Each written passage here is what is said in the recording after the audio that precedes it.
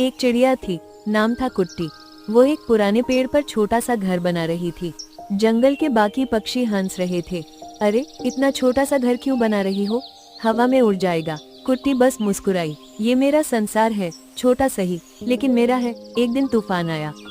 बड़े पक्षियों के घर उड़ गए, लेकिन कुट्टी का छोटा सा घर सुरक्षित रहा।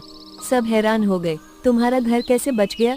कुट्टी बोली, मैंने इसे प्यार और धैर्य से बनाया है। जो चीज प्यार से बनाई जाती है वो कभी आसानी से नहीं टूटती।